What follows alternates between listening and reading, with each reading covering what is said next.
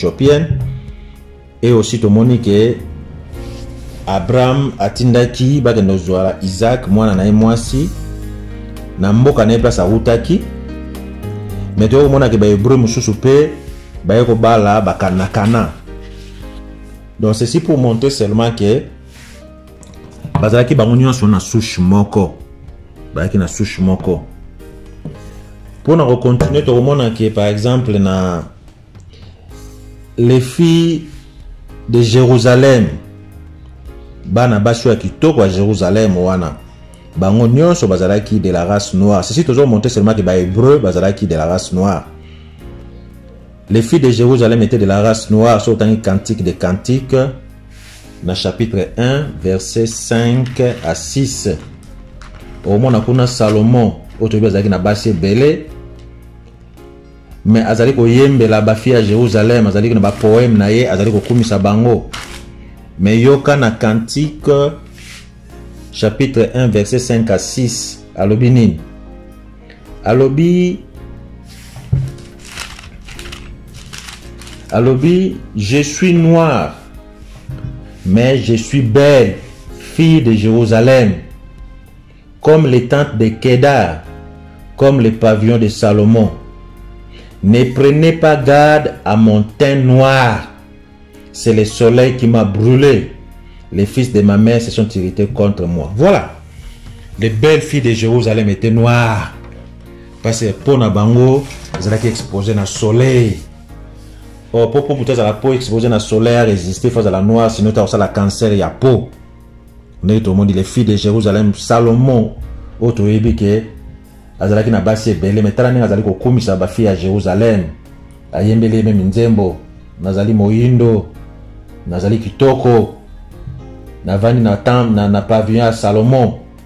Ne prenez pas garde à mon teint noir. Ndetobi Moïse yemoko mwasine Sephora, c'est une Cushite toebi, une Éthiopienne. Wana kotango na Nombre chapitre 12 verset 11. Toebi d'ailleurs que Nzamba sidikaki apesaki sœur ya Moïse malade ya lèpre tant Myriam bazako seka que Moïse ake bala mwasi en dehors ya nani ya instruction tata Nzamba tinda kizaki plus par rapport en dehors instruction ake bala une Cushite une éthiopienne au lieu bala une hébreuse. Donc tolakisi que Moïse qui était le frère d'Aaron azalaki mwindu. On peut déduire de là que leurs parents étaient de noirs parce que depuis que mukile banda tout le monde a mukolo moko te que mundera baboti muto mwindu. Mais il est établi que couple ba noir bakoki kobota mundele nde tolobi depuis Nzamba sala mokili race ezalaka moko sala mutu mala moko et cet homme là était noir. Dieu a créé l'Afrique et les berceaux de l'humanité, il a créé une fois c'était noir. Mais c'est plus que bah noir, plus aux gens s'éloigner dans l'équateur, c'est-à-dire cette ligne là, place soleil n'ingamakas, plus aux gens s'éloigner, plus terre nous allons changer. Par exemple, un Soudanais, asa plus noir qu'un Sud-Africain. Pour Sud-Africain, ça n'a c'est Soudanais dans le colo, asa plus exposé na rayon soleil, ce qui rend sa peau plus noire. Et plus bah tu vas se déplacer maintenant de l'Afrique, bah ok, na continent oyo. Rayon solaire ils ont sauté. C'est comme ça qu'avec le temps pour Nabango ils ont devenir de moins en moins noirs et comme so beaucoup belé ba métier so ba métier sang si bango na milieu na bango ba métier belé pendant des générations après X générations au monde ba bota mindele penda ba bota mindele. C'est ce qui est arrivé na baras mususu ndenge bota maki. Donc il est établi que Marie ndeko Elisabeth o bazali ndeko Aaron yepe maman na Yesu azalaki mwindu. Selon la Bible, à moins que nous soyons dans le verset biblique à l'Axabiso, azalaki mwindu te.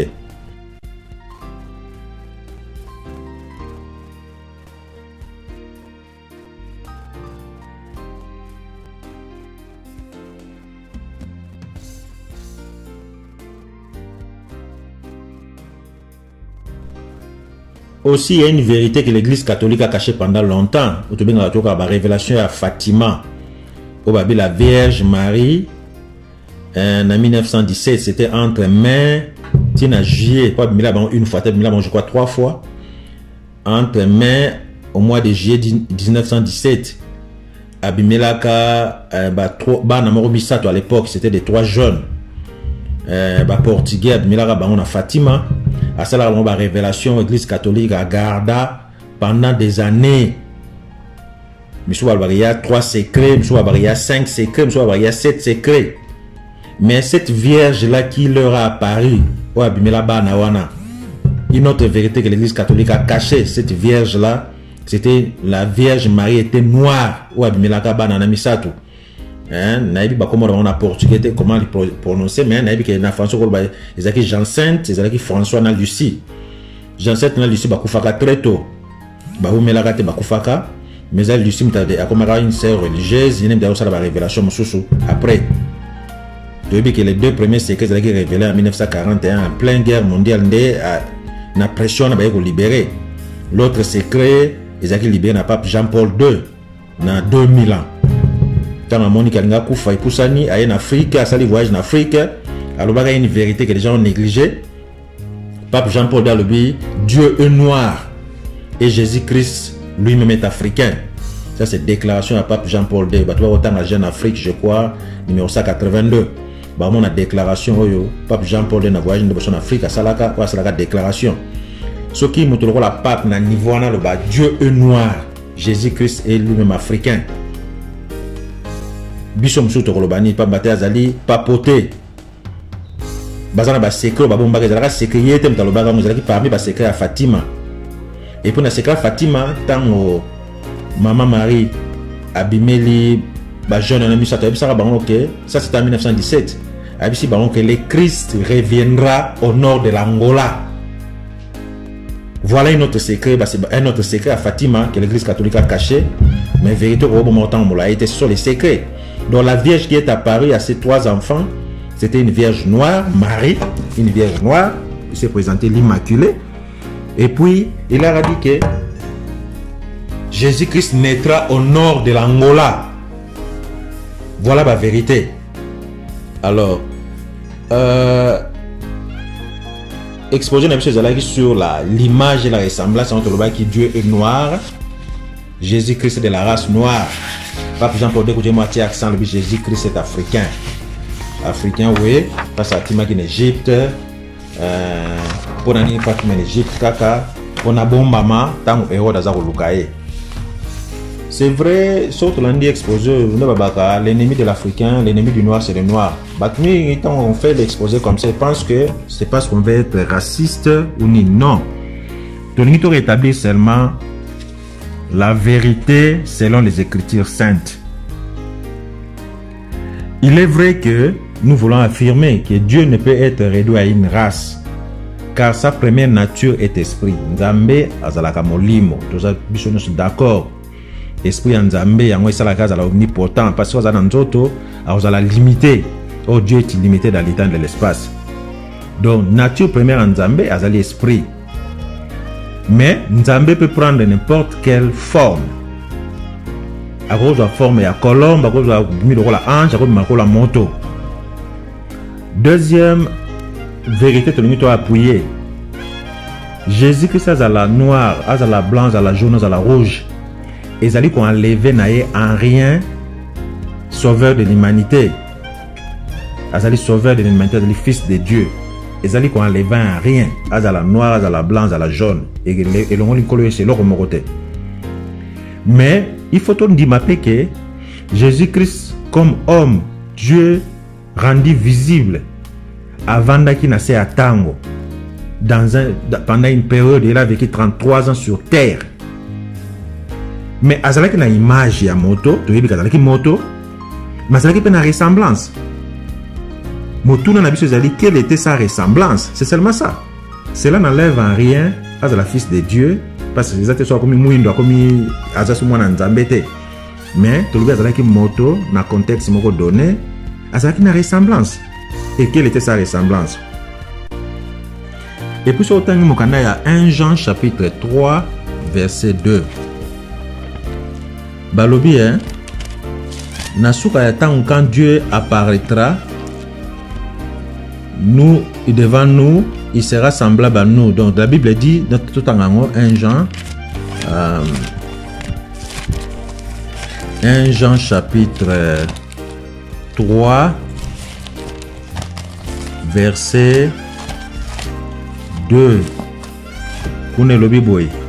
Bien-aimés, nous sommes maintenant enfants de Dieu, et ce que nous serons n'a pas encore été manifesté. Mais nous savons que lorsque cela sera manifesté, nous serons semblables à lui, c'est-à-dire nous serons semblables à Dieu, parce que nous le verrons tel qu'il est. Le moment venu, nous verrons Dieu tel qu'il est, nous serons semblables à lui. Ça, c'est 1 Jean 3, verset 2. Aussi, l'Apocalypse 21, 2 à 3. Tu vois que Jean a dit toujours la nouvelle Jérusalem descendre du ciel. Et alobi nzambe yemoko akovanda kati na bato. Akopangusa même pinzoli ya mission na bango. Apocalypse chapitre 21 verset 2 à 3.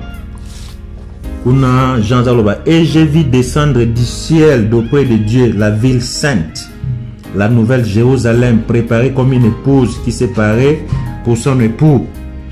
Et j'attendis du trône une forte voix qui disait, voici le tabernacle de Dieu avec les hommes. Il habitera avec eux et ils seront son peuple et de lui-même sera avec eux. Nzambe akovanda kati na bato. Et ezali na se ya mabele, ce n'est pas dans likolo parce que Jérusalem ango ezali ko kita na se.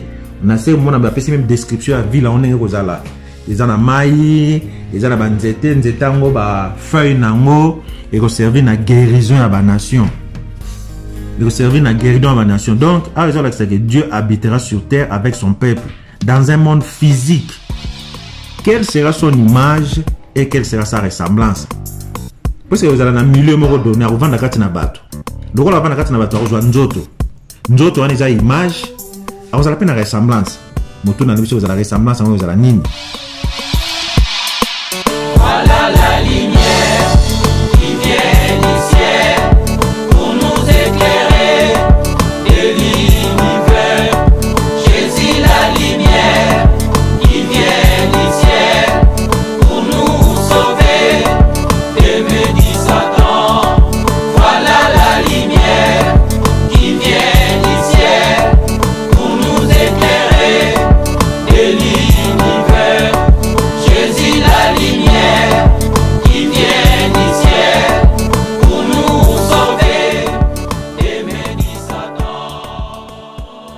Est-ce que nous sommes des racistes parce que nous voulons peindre Jésus en noir ou peindre Dieu en noir? Non, d'ailleurs, l'église catholique,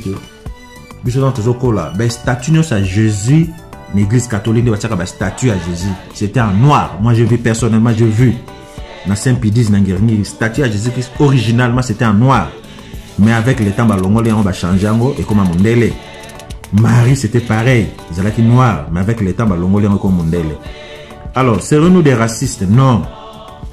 Tous les racistes, parce que quand les blancs qui nous ont prêché les faux Jésus blancs de l'histoire et non de la Bible, nous avons cru et nous ne les avons pas traités de racistes.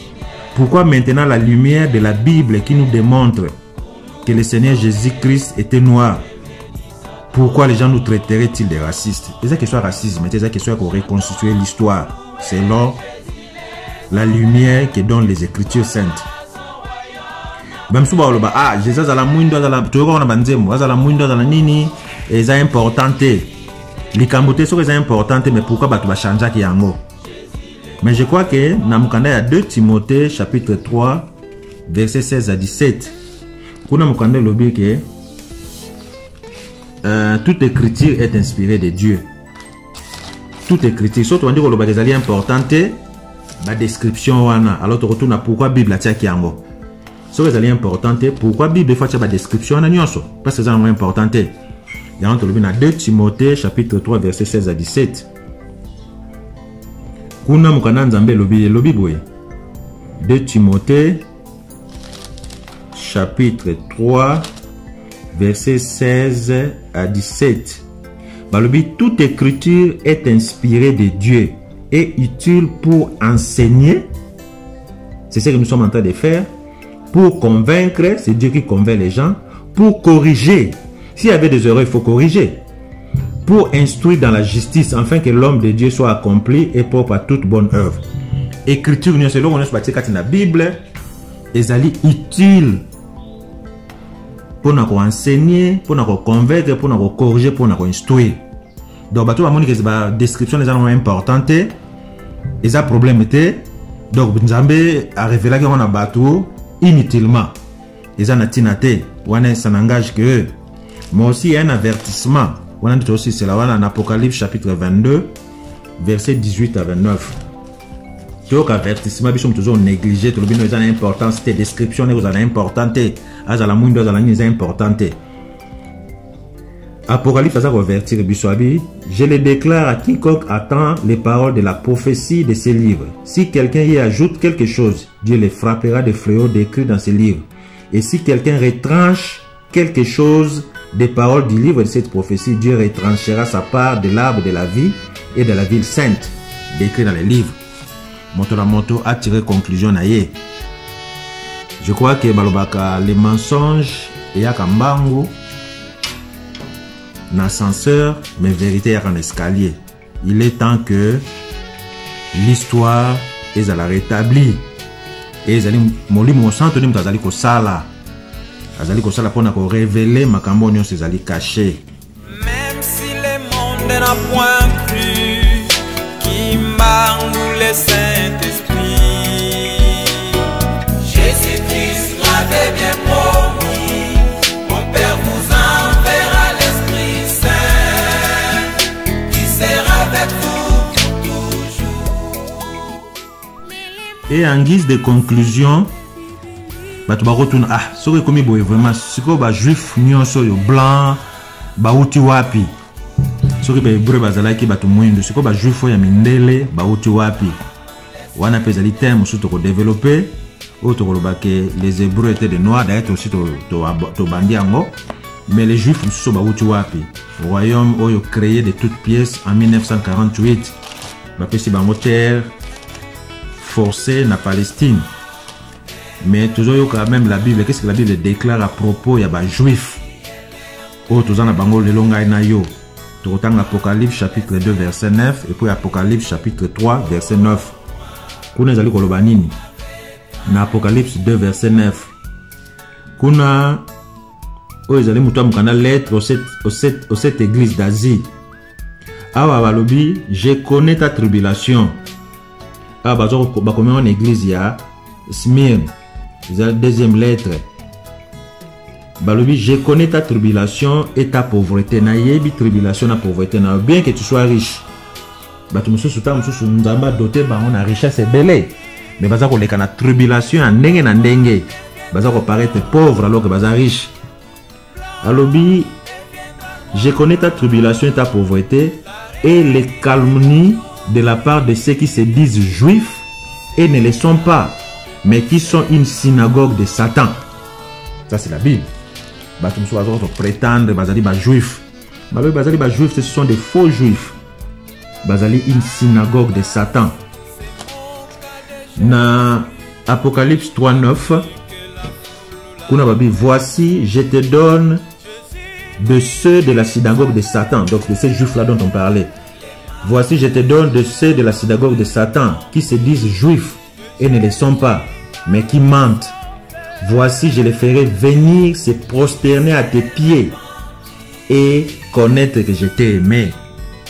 Yangwana biso bazo ko bana biso ke tangu ya Jacob et Cécilie. Jacob tu veux que zaki li pamboli ya moyibi.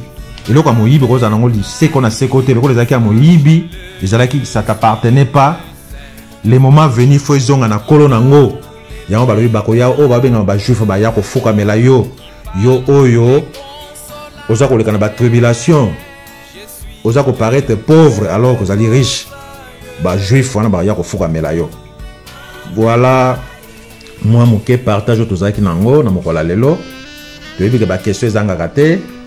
Et dans la mesure du possible, on va essayer de répondre aux questions. Mais pour la lelo to suki siawa. tika te nkembo masanzo lezongo epai ya nzambe tata nkolo yesu tata molimo santu na komba tata mwana pe molimo santu amen.